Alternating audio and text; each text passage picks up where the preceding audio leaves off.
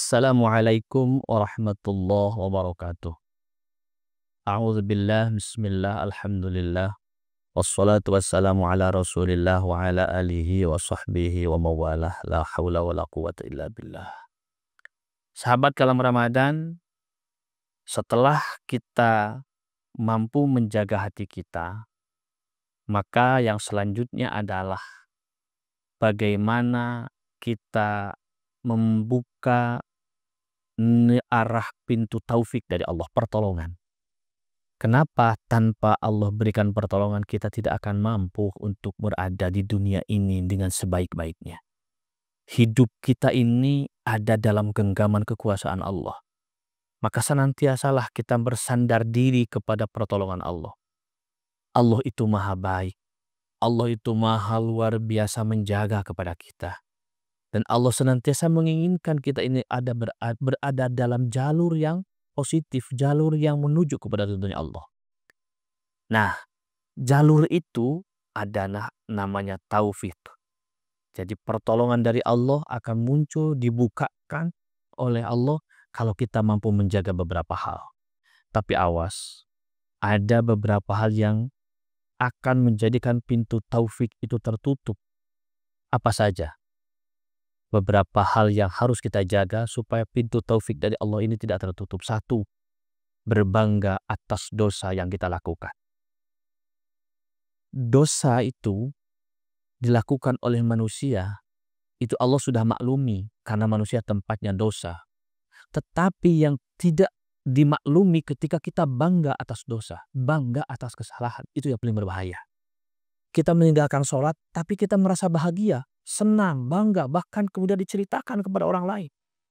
Ada lagi orang yang berzina, diceritakan perzinahannya kepada orang lain, merasa bangga dengan perzinahan itu, maka itulah salah satu yang akan menutup pintu taufik, pintu maaf dari Allah. Saya teringat hadis Nabi Allah Muhammad SAW, kullu ummati mu'afan illal mujahirin. Setiap umatku, kata Nabi, berpotensi dimaafkan oleh Allah. Illal mujahirin, terkecuali orang-orang yang menampakkan kesalahan, yang bahagia atas kesalahan-kesalahan yang dia buat lakukan, bahkan bangga atas kesalahan yang dia lakukan. Dan itulah yang akan menutup pintu taufik dari Allah Subhanahu wa Ta'ala. Yang pertama, jangan pernah merasa bangga atas kesalahan. Ketika kita melakukan dosa, biarlah kita hanya dengan Allah yang tahu, yang kemudian kita minta ampun kepada Allah Subhanahu wa Ta'ala. Jangan bangga atas dosa yang kita lakukan.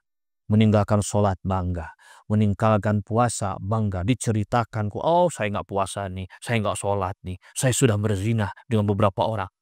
Itu bukanlah hal yang bisa membukakan pintu taufik. Justru itulah yang bisa menutup pintu taufik. Yang kedua, merasa bangga dengan amal soleh. Nah, ini untuk orang-orang yang ahli ibadah. Jangan pernah merasa bangga dengan ibadahnya. Saya ahli tahajud, saya ahli baca Quran, saya ahli ilmu, saya ahli ini, ahli ibadah. Bangga dalam agama namanya riya dengan ibadah. Ketika muncul rasa riya, maka tuhbitul amal. Riya dapat menghancurkan amal-amal kebaikan kita.